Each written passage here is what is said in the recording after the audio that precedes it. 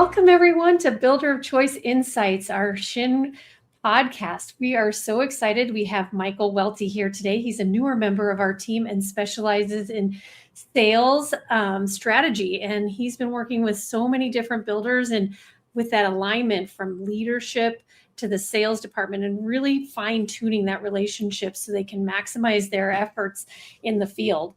And so I'm so excited to have Mike on our podcast today because it's something that a lot of our builders are struggling with today. So we thought we'd share a little bit of his brain with you. So welcome, Mike. Yeah, thanks for having me on. Really excited, and it's been a fun year, and it's kind of crazy that we're winding down 2025, but I think it's been a busy year for the Shinn Group, and excited to be here. So thank you. Oh, yes. Well, and will you please share a little bit about your background and what drew you to leadership and strategic sales in the home building industry? Yeah, kind of going back to college, I was an RA in college, so I dealt with a lot of kids, and I always had kind of a passion for people. And so when I was going to college, wasn't 100% sure what I wanted to do, but I did have my history major, which I think plays a lot into where I've really been involved in sales leadership and in executive leadership, where I've always just kind of wanted to understand why things have happened and how we kind of make them better in the future. So a background in home building, I've been in the home building industry for 20 years. I've worked with only 3 builders from the corporate standpoint over those 20 years. And as I was going through the recession, I started selling homes in 2006 pretty much. So kind of hit the recession right on the head and just kind of worked my way through it. But after, things kind of started picking up in the market and I decided I wanted a little bit more. I wanted to kind of be more in that sales leadership role. And again, I think for me, I've always had a passion for people, but I've always had a passion for why things work the way they do. And so I was never the top salesperson, even though I did win a few sales awards over the years. But I was always the one who just wanted to really be very well-rounded and understand why my managers were asking me to do this, or why a certain technique was something that we needed to kind of really do. So just I've always really had that passion to really drive home the why of what makes a well-run organization. And so as I continue to build my career, over the last 9 years, I worked for a great local builder. And for 5 of those years, I was president of home building. So I've really kind of had a diverse career where I've kind of worked through a lot of different roles leading up through sales and marketing all the way to president. And it's just given me a great balance of kind of really understanding what makes a great organization and why some organizations struggle. That's a good point. Tell me, well, I want to just say real quickly, I think there's a couple of things that you said in your background that are very interesting. I think your history degree and your ability to really dissect why things are happening or why they have happened and how they impact what's currently going on. I think that's very key. That's something that here at the Shinn Group, Chuck has always looked at. He's always looked at historical trends to understand how they can impact what we're doing now and see what we learned from that and how we can make today better. So I think that's really key. And then, I forgot what the other one was, but maybe it was being an RA, but that was kind of fun experience. But yeah. yes, that's a very great experience. And I think also your ability to work through a really strong selling season and then stumble into a really tough selling season like you did in 2006, working into 2008, and then really asking your managers, your owners, your team, the why. I just did a podcast with our keynote speaker for Executive Summit last week. And one of the things we talked about is really relaying that why so that people have a reason to work towards something. It gives them a little bit of purpose. So I think those are some really key things that your background plays in your ability to do what you're doing. I do want to ask you, what is it from your perspective? What is this? Why is strategic alignment between an executive leadership team and their sales team so critical for builders today? Because one of the things that you and I have spent some time talking about is that you've noticed that there's this disconnect between the leadership and the sales team. And it's like the messages aren't passing through. Can you share a little bit about what you've seen and why it's so important for executive leaderships to have that connection with their sales team? Yeah, absolutely. I think taking a step back, naturally, I kind of mentioned, I kind of worked up to the role of a president, but usually and traditionally in most home building companies, presidents are not sales and marketing leaders, right? Just by nature. So I think a lot of them come from land, a lot of them come from finance, a lot of them come from operations, which makes a lot of sense, right? From the P&L perspective and from the cash flow and from the profit perspective. But I think really just from a fundamental standpoint, a lot of the builders that I'm working with, it's just not their cup of tea. They're not great sales leaders. They've never been kind of those sales people. And so I think that's organically, that's where I've seen some of the disconnect really happen in the beginning, is that it's just, if they don't have if they're a smaller company and they don't have a strong sales leader or a strong sales department, then they're really kind of behind the eight ball a little bit. And I think what we've really seen happen over the last couple of years is that when sales were good, especially post-COVID, everyone remembers 2021, where 2020, late 2020, early 2021, I mean, we were putting salespeople on governors. We were basically limiting their lot sales. We had a huge, robust pipeline. And now what we've seen is just, unlike 2008, where things kind of dropped off a cliff and everyone kind of gasped and said, oh man, how do we get through this? I feel like the transition has been really natural, or not so much natural, but it's just slowly, organically happened over the last couple of years, where a lot of the on-site traffic is not translating to the on-site traffic, essentially. And so what we're really seeing is that I think a lot of sales leadership, or not sales, executive leadership, is having trouble kind of really connecting with their sales team.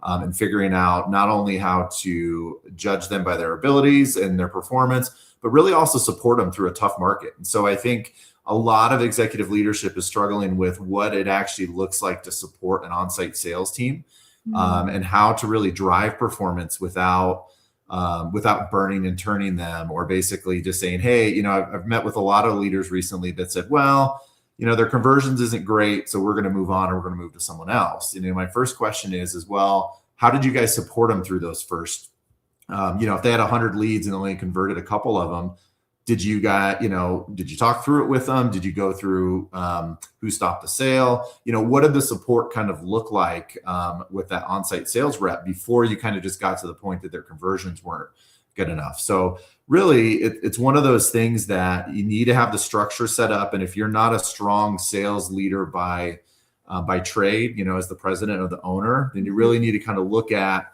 especially if you're a smaller organization, is how can you bring someone in from a consultant standpoint or from a leadership standpoint to really help drive that alignment? Because really what's happening is that there's not a lot of great salespeople out there right now. And I say that in the fact that there is some really, really good ones out there, but I would say that the well of good salespeople is not very deep. And so what happens is a lot of the leadership they're continually looking for new folks, new people to bring within the organization. And really what they should be looking at doing is, when they bring new people into the organization, is how do they mold them into that great sales leader for someone who's going to want to stay at the organization for 10 to 15 years and really make a career out of it. Yeah.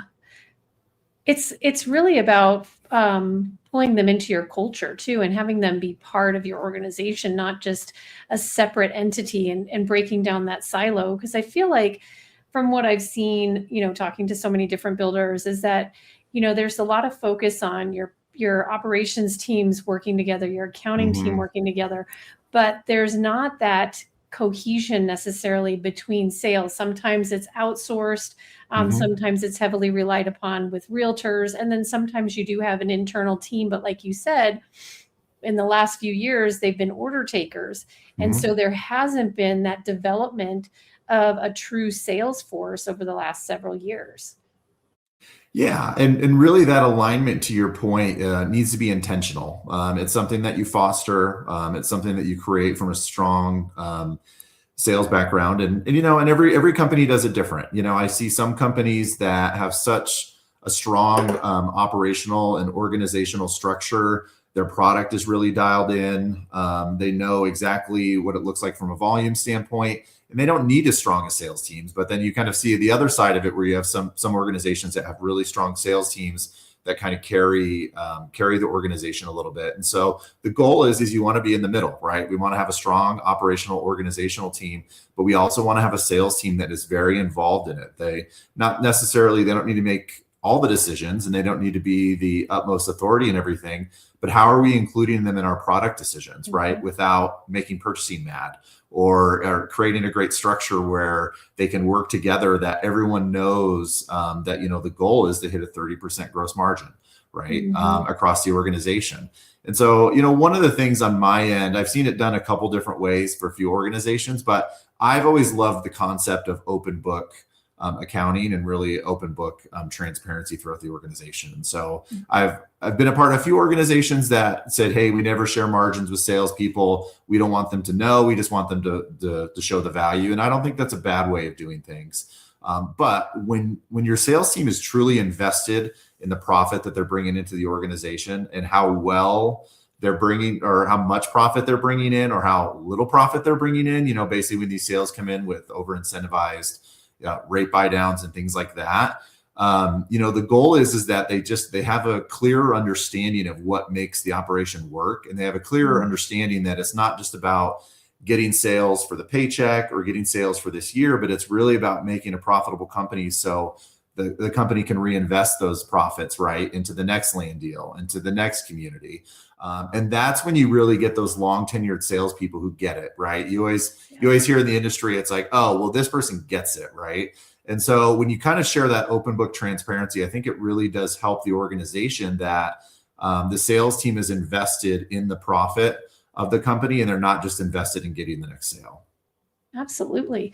I agree with you 100%. I know that there was a short stint that I was involved in as a salesperson, not for a home building company, but really understanding what it took to do the job and what, so I was supposed to do, we were supposed to sell an ad prep charge or a service charge. And when I was selling, because I was in customer service, not one single one of my customers got those fees waived because I understood the process. And so I think that's a very key point that you're saying, is that when your salespeople understand the process and understand the work that goes into making something happen and understand why you're trying to meet certain margins, and here we come with the why again, they're more apt to follow the guidelines that you set as leadership and continue to guide the ship in the direction that you need to go in order to maintain the profitability that a builder is looking for.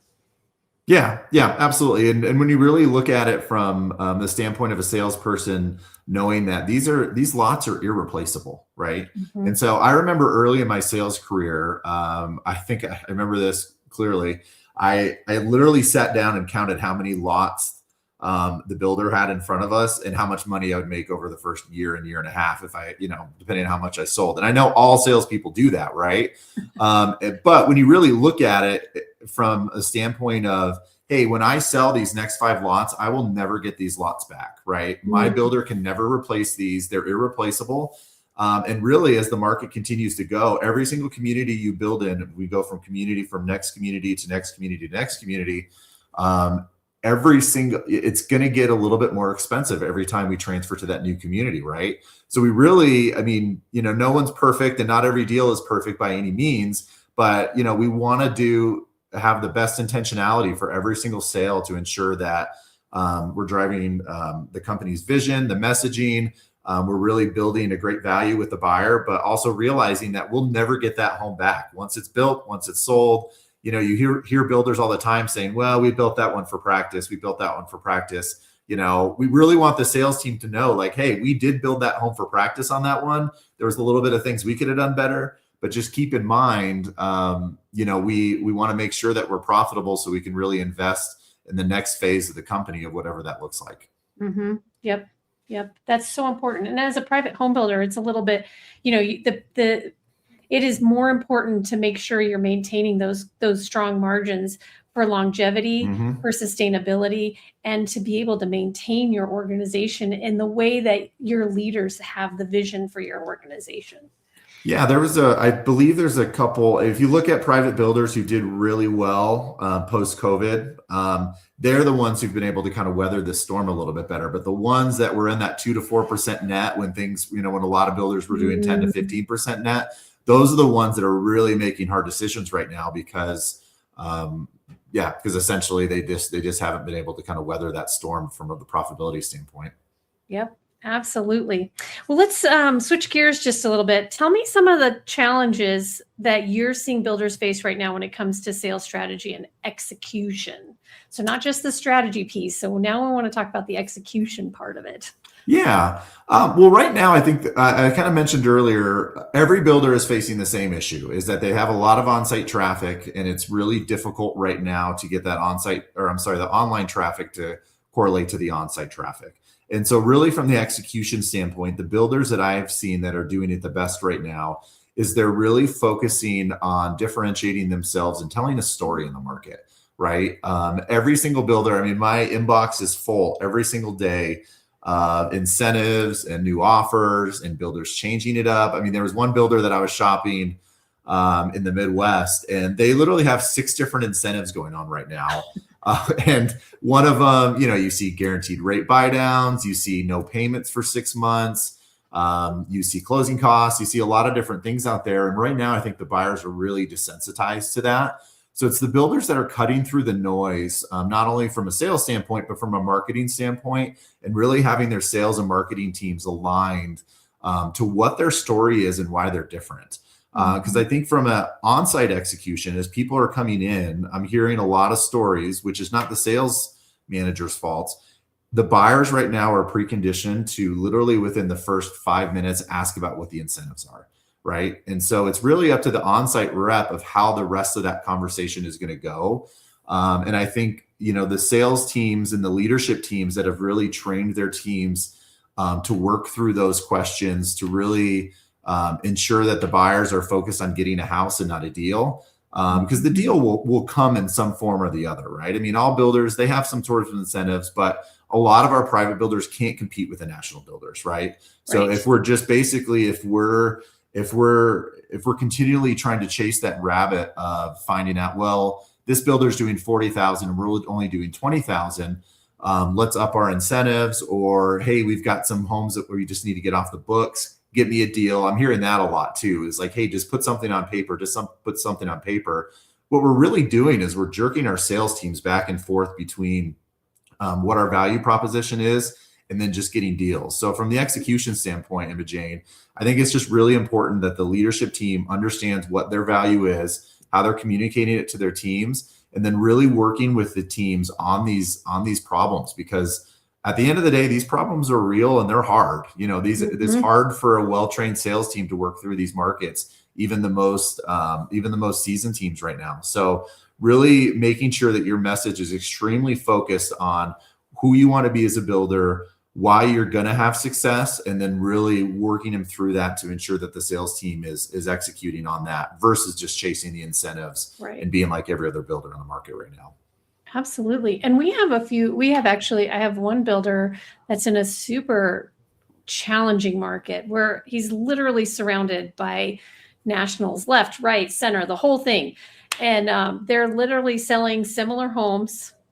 And the national builder is offering a $30,000 incentive in addition to they're lower cost homes. They're the entry level homes. And he's just like, I just can't compete with that. And he's not willing to go down to that level because he knows he needs to maintain that certain margin. And if he has to wait a little bit, because he's been very disciplined with his margins and making sure that he's very disciplined in how many homes he's building, what prices he's doing, he's managing his costs, he's doing all the right things. And now he's having to keep that message with his sales team too. Hey, we are not going to go to be the lowest cost. There's certain thresholds that we're not willing to go below in order to protect our margins. And it's not just for the short term, right? It's for the long term as well, because once you start that precedence, it's really hard to come out from that. Would you agree? Yeah, absolutely. And what a great message to the sales team to just say, we are not like that. We have a better value. We have a better story.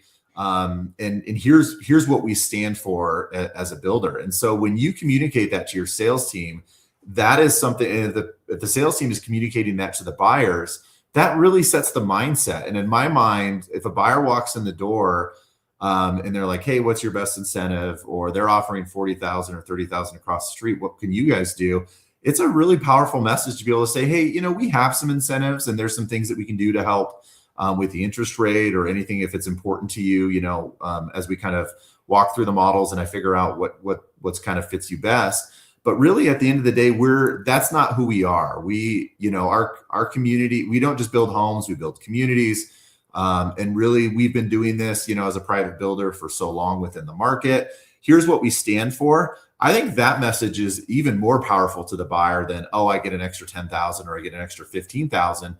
Because it really separates yourself, and it separates yourself not only just from a quality, not really quality construction, but quality as a builder in the marketplace, that you've been doing this, that you don't have to give those. I used to always love to say, and our sales teams always talk about this, is that, if they're offering 40,000 over there, well, we're still selling homes and we offer 20,000 and here's our value and here's why we do that. I think that sends a great message to the buyer of who they're going to be building a home with.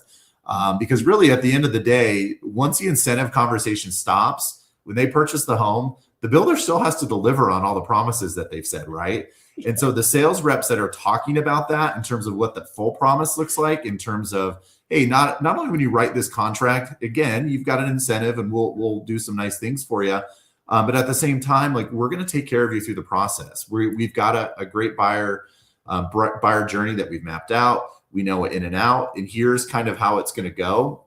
And we used to always love to tell the sales teams during the contract presentation, please do never tell the buyer that, hey, if something goes wrong, this is why it's here for, or here's what it's there for, especially like in the warranty thing. I've heard that a lot. But really at the end of the day, home building construction is one of the only man-made products that's built in front of you, right? Like when you go buy a car, you don't get to see the car being built. You just know that it's built and it's great. So there is going to be things that are going to come up during the process, right? But you're going to be very happy that you decided to partner with us during this process. And so it's not all about the incentive. It's about the builder as well, and really that message of value and our value proposition within the market. Oh, absolutely. Well, and I want to switch gears just a little bit, because I think it's great. The execution is really making sure that you're communicating with your sales team, making sure that you're in alignment, combining the cultures, breaking down those silos, getting everybody on the same page. But one of the things you and I have spent some time talking about is that for the last couple of years, a lot of the builders that we know have increased their spec strategies. So they're ready move-in product. They've increased that percentage of homes that they build that are ready move-in, and decreased their dirt starts or to be built. However, I think there's a trend because of where we are now with so many standing unsold finished product on the market right now, and how challenging it is and the risk that it is for a private builder. They're starting to go back to looking at the to be built and increasing that percentage. And so they're trying to right size their strategy. Talk to me a little bit about how you change the mindset of your sales team from selling a house that's already built or in the, like frame stage and beyond, or drywall stage and beyond, to imagine this home. What's the difference, and how do you train your sales team to pivot between the two options? Because there's going to be both, right? So how do you get your sales team to be on both sides? No, it's a great question. I think it's really relevant right now too, because to your point, Emma Jane, over the last couple of years, builders have been really focused on just hitting business plan. And then the way they've done that with, as the buyer pool has shrank, is they just continue to say, okay, let's get foundations in the ground. A lot of builders say, hey, we need a certain amount of foundations in the ground by August to make sure that we've got enough closings by the end of the year. But what that really created was kind of a mindset for the team, is that, hey, we're gonna spec these inventory homes out. We think we know what the buyer's looking for. And as they started to build up, the sales team becomes more and more focused, especially from the internal pressure from the leadership team, that we've got to get some of these homes off the books and we've got to get some offers in. And so really, I think when the sales team hears that, get me an offer, put something on paper, we need contracts. I need 5 of these sold by the end of the month. The team starts to get into that mode of, okay, how do I engage people and how do I get them in front of me and how do I start negotiating? But what that really does is that sorry, we had a dog crash in the back. I don't know if you heard that or not. But what that really does is that basically it it it tells the sales team that it's okay to kind of skip the contextual story that you're trying to tell during the sales Mm, process, right? And so I think a lot of the sales teams have been rewired over the last couple years to basically, and I don't think they're doing it on purpose. I just think they have so many inventory homes to sell that they're skipping that storytelling mode, and they're rushing to basically get that inventory home sold versus figuring out what really works for the buyer. And I think there's a couple reasons for that. One is I think a lot of salespeople have shied away from dirt starts because the uncertainty of interest rates. So, hey, you can buy this today. The interest rate is this. We'll buy down the rate for you. That's certainty, right? And that's not a bad mhm. thing. I mean, buyers have come in saying, hey, I don't want my interest rate to be 7% or 6.5%, 7% if it's at 6 now. So I think sales teams have shied away from that. So really the biggest thing that I think that I'm really focusing on with sales teams going into next year is that don't shy away from that. The fact that you're building a home that they want, that basically has everything that they've personalized, is certainty. It is something that they should be striving for. And I think a lot of sales teams are just not focusing on that. So if they can kind of get back to that storytelling mode of, hey, we do have these inventory homes, they've got some great incentives and you can move tomorrow, but if you're really not in that mode, or if you've got a lease, or if you're not ready yet, let's talk about what it looks like if we actually build your home, and build that community and build that lifestyle within what you're actually looking for, instead of just looking for a deal. Yeah. And that's a huge point that you're bringing, because one of the things we talked about just a second ago was creating value for our buyers and setting yourself apart. So I think with what you're saying, not only are you having the ability to sell homes as a dirt start, or a to be built, because you're creating a dream, you're helping these people envision themselves in a dirt lot. This is what your home could be. This is where your family could be celebrating. This is where your dog could be running in the background or Mhm. through the background of your web, your podcast. Yeah. Um, or even now, but the thing is that also strengthens your inventory home sales and reduces your ability, Correct. your need to be doing as strong of incentives, correct?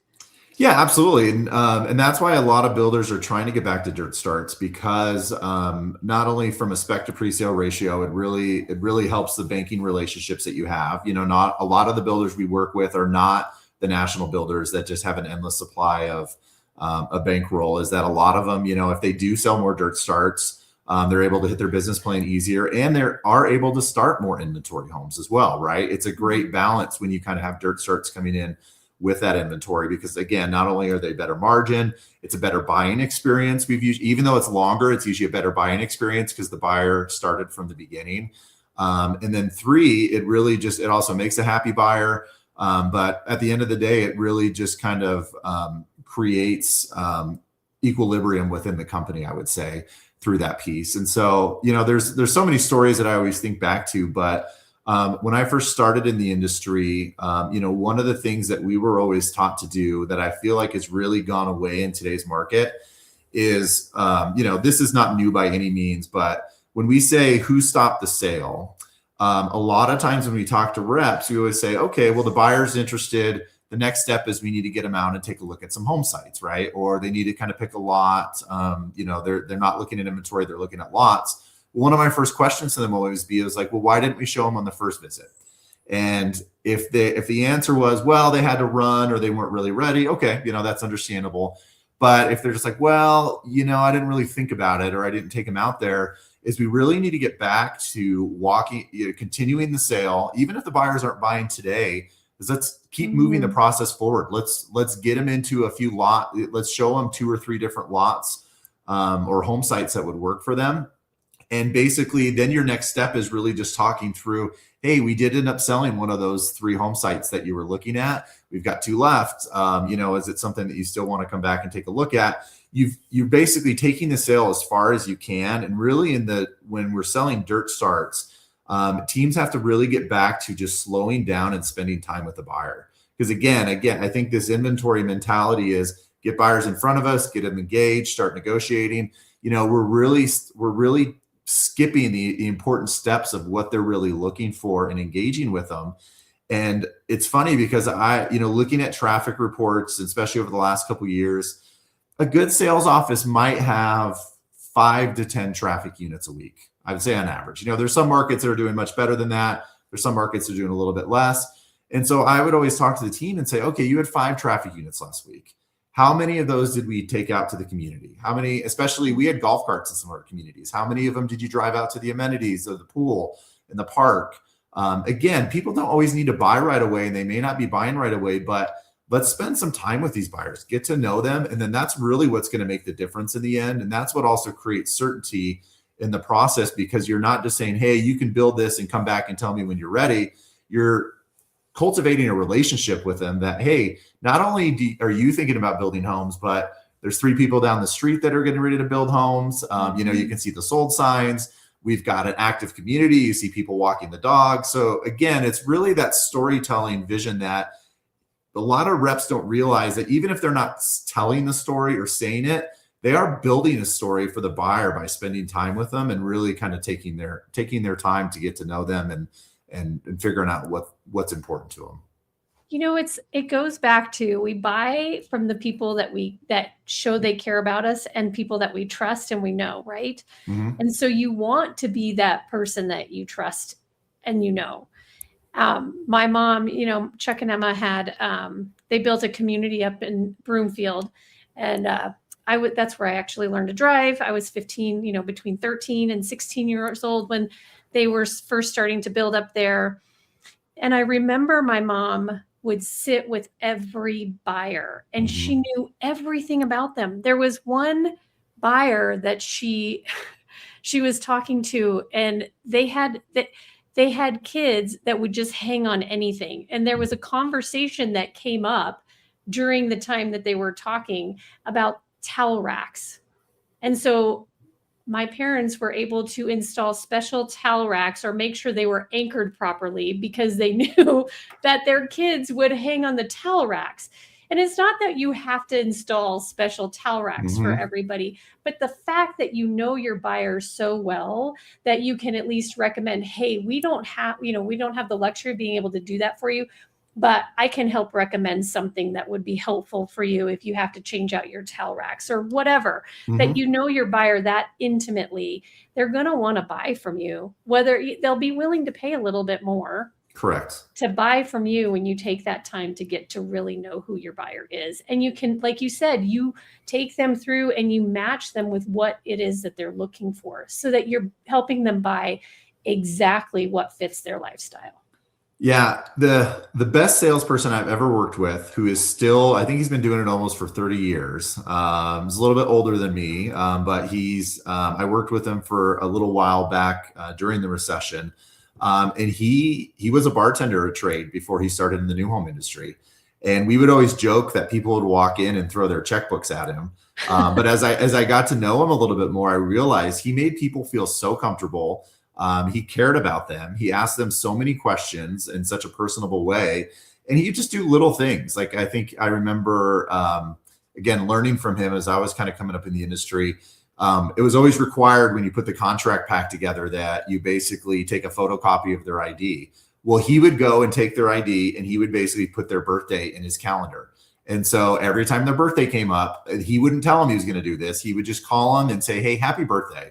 And so even just for reps out there, how many of you know the birthday of the people who are spending, $700,000 at your community, right? It's just those little things to be able to say, hey, happy birthday. I hope you have a great one. I know you may be going to the Broncos game or going out to doing something fun.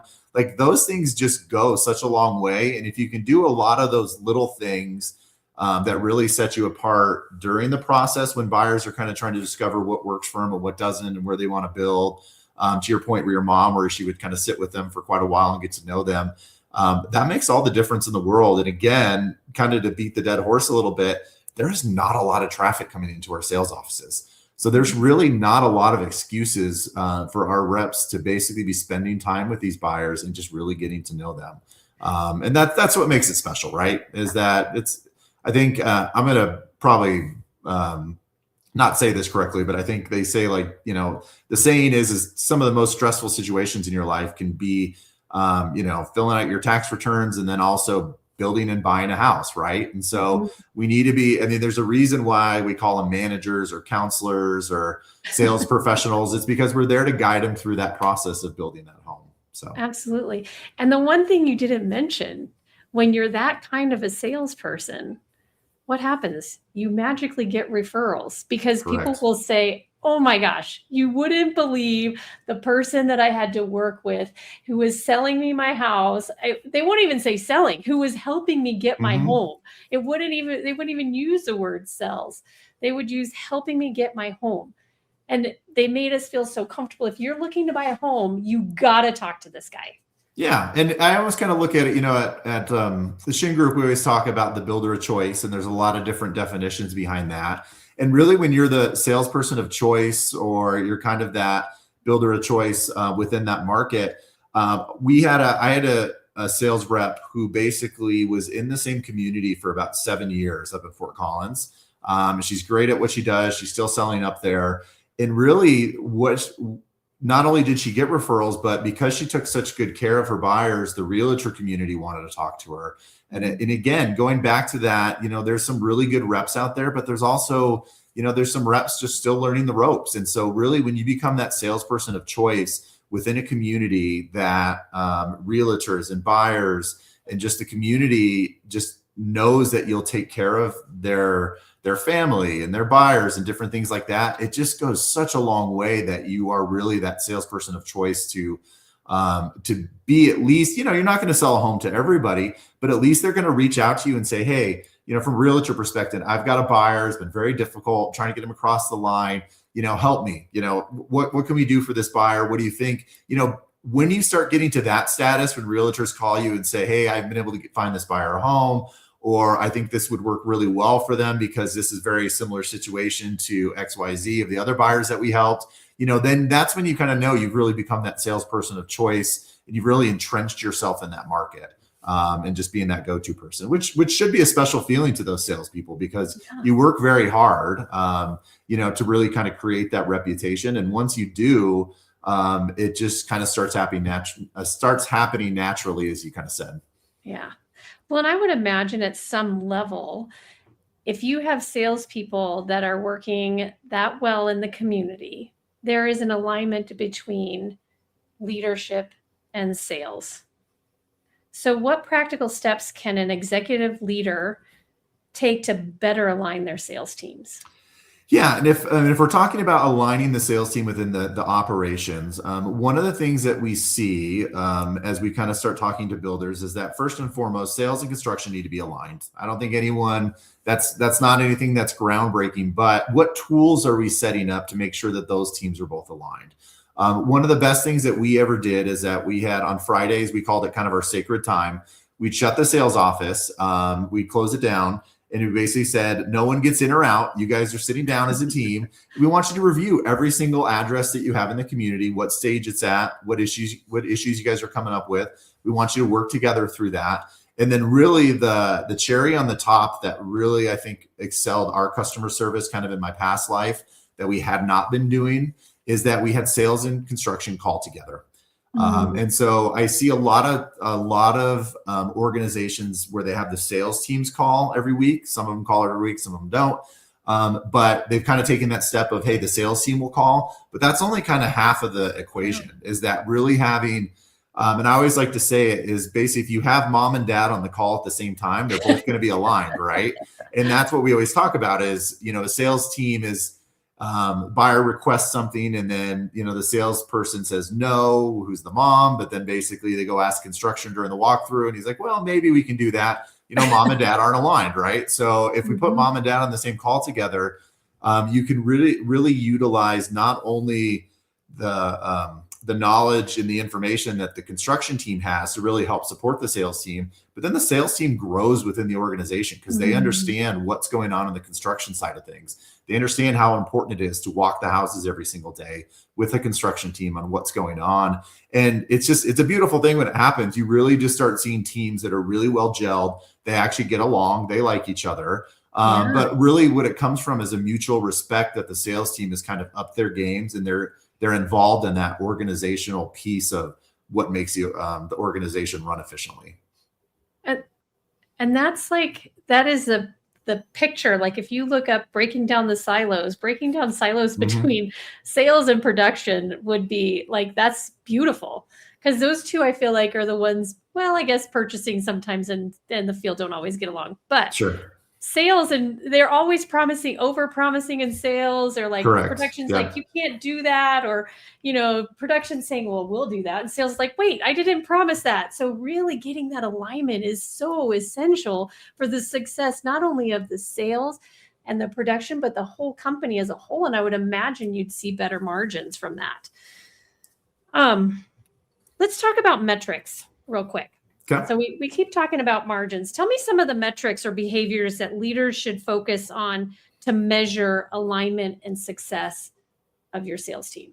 Absolutely. And again, nothing groundbreaking, but I think what I've seen that sets great organizations apart from okay or good organizations is, first and foremost, it's the consistency of getting out on site and meeting the reps one-on-one.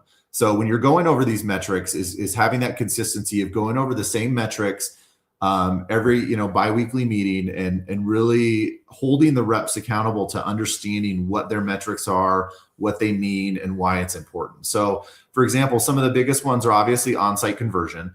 We want to understand how the sales rep is incorporating their strategies with people coming through the door, how they're meeting the buyers where they're at, and then how they're kind of getting people through that sales pipeline. So we've talked about the emotional buying journey, taking care of the buyers, but really, I mean, at the end of the day, the salesperson's job is to sell homes, is to drive revenue for the company, right?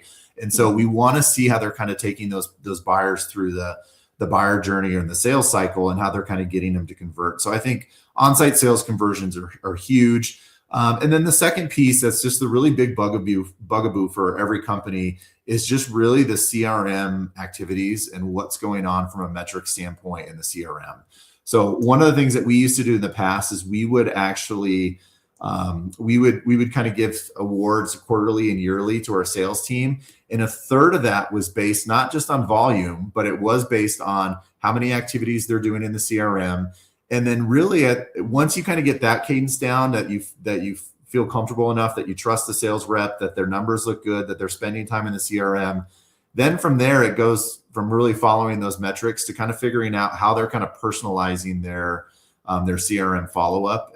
And really, because that's what really cuts through the noise in today's market. So to answer your question directly, I think on-site conversions are huge. CRM activity is huge. And then really spending time with reps. I know there's a lot of new products out there that can kind of record sales conversations, different things like that, but really just understanding the sales reps, listening to them, really helping them with difficult buyers, but using the data to help drive that improvement between the on-site conversions and CRM activities is really huge. Yeah, no, that's great.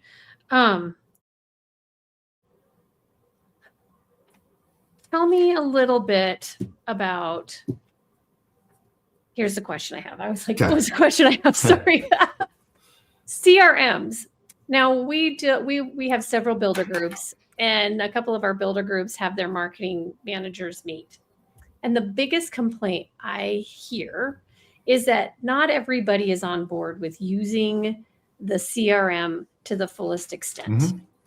And it starts out, there's a little bit of some have gotten really good and some are still struggling. What is some key advice that you would give to a builder if they came to you and said, well, that's great, I'll measure their CRM activities, except for they don't use it? Yeah, that's a real problem, to your point. I've got a builder that I'm working with up north that is kind of going through the same thing. And really what we've talked about from a leadership standpoint is that we needed a reset, and we need to reset the non-negotiables for the sales team, right? So I've heard this word a lot in our industry, and I think it's something that needs to kind of come back a little bit, is that a lot of our salespeople make more than doctors sometimes, right? They make a lot of money. And so there is some non-negotiables within the industry that if you're going to kind of go into this realm of, having a high profile job, potential of high earning, potential, we are going to ask you to do certain things, and they're really non-negotiables. And so like a big one, to your point, Emma Jane, that we're working with is that all activities, all traffic, all CRM data and notes put in by the end of the day, non-negotiable, right? Mm-hmm. And so I think anything for any leader out there who's struggling from a CRM standpoint to kind of get their team to play ball or kind of work with it, is that really the first thing you need to do is kind of almost create a reset where I'm going to say, okay, here's my job description of a salesperson. You know, everyone who gets hired, they see that, they go through the interviews, they understand those things, but a lot of those things get lost in the translation because salespeople are so dynamic. We're expected to do so much that we really need to set baseline rules or ground rules. And I don't want to say rules, it sounds so harsh, but it's that hey, if you're coming into this position, here's kind of the minimum we expect of you, but not just we want you to do it because we're telling you to do it, but those are the habits that really create a successful salesperson. Mm-hmm. And so at the end of the day, we want salespeople who, because here's the other issue that I think a lot of leadership runs into, is they run into those teams that essentially they've got a few people on their team that are okay with making $100,000 a year. But really that $100,000 a year doesn't translate into the company actually hitting its goals. So when you've got salespeople who are making good six-figure incomes or okay six-figure incomes, but they're not hitting into their sales goals, but they're okay with that income, that's where you have to reset those non-negotiables and really define what a high-performing team looks like. So my suggestion, I've said it a couple times, but is that really non-negotiable reset. And just because at the end of the day, if the person doesn't want to agree to those non-negotiables, then in a respectful manner, you can shake their hand and just understand that this is probably not the place for them, right? And once you set that standard high as an organization, that's when you become this, the sales team of choice or the builder team of choice for salespeople to come to. And really your goal at the end of the day is, let's say your sales team is full of 6 to 8 people, right? Let's say you're a mid-sized builder, maybe you're doing 100, 300 homes a year or somewhere in that range. You've kind of gotten there when basically your team is bought in, they're listening to the non-negotiables, but at the same time, you have other people wanting to come into your organization because they know it's so well run. They know that that basically you hold the sales team to a high accountability, but at the same time that you support them through those processes, right? And then really you've got an organization that that people want to be a part of, and you don't have a lot of turnover. Maybe you have a little bit. Turnover is always a little healthy, but at the same time, you've got seasoned sales leaders who are willing to kind of push themselves to make as much money as possible and really help the buyers as much as they can. So. Well, that's incredible. I mean, that pretty much finishes everything that I would ask you. You nailed it right there. Creating an environment where you are a builder of choice and you are the builder that salespeople want to work for because you're organized, you're disciplined. People can make money working for you, and also they're selling a good product. They feel good about what they're selling. They feel confident that they're selling a high quality product and that they're able to really meet the needs of their buyers. So I think that's fantastic.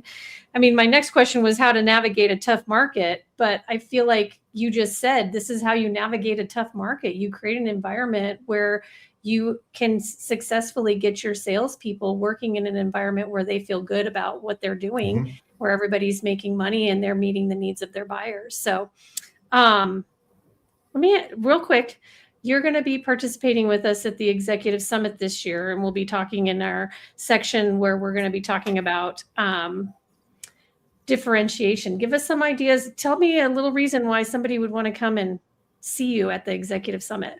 Absolutely. Well, first and foremost, it's in Breckenridge. And so I think it's going to be a great place, regardless of what I say, but for you to kind of come and spend some time while learning a lot. But really, I think for me, I'm going to be talking about just kind of reinventing the modern sales team in 2026. I think there's a lot of organizations that need help or are looking for guidance on what a good sales team looks like in 2026. And to your point, how to create that environment to make successful salespeople. Because I think really at the end of the day, leadership teams, they don't want to keep burning and turning their sales team, right? They don't want to keep retraining them. And because the market has just slowly changed over the last couple of years, I think there's some really good principles and really getting back to some good disciplines that sales teams can really start focusing on in 2026 because we know this market's not going to last forever, but we also need to make sure that we're attacking the market where it's at, right? And so really just going to be focusing on what reinventing the modern sales team looks like from a leadership standpoint, and then really just helping organizations be successful regardless of what their market looks like. Well, thank you, Mike. What a pleasure. This was a great conversation. I'm glad we got to record it because we've had this conversation before, but now everybody gets to sit like we were sitting in a coffee shop talking. They get to listen in. So I'm so glad that we were able to have this together on the Builder of Choice podcast. And I look forward to having you guys come back and listen in to many of our other Builder of Choice insights. So thank you again, and everybody have a great day. We'll see you again soon. Thanks for having me. Thanks, guys. Thanks for watching or listening. Give us a like and leave a comment. And if you thought of somebody, be sure to send them a link so they can listen too. As always, we'd love to hear your feedback. Is there a specific topic or special guest that you want to hear about? Let us know. Did you like what you heard? Then I've got great news for you. You can listen to this episode along with many more at Builder of Choice Insights, where I talk with industry experts on crucial concepts that help builders become the builder of choice. If you don't want to miss this next episode, then be sure to turn on your notifications, hit that like button, and subscribe.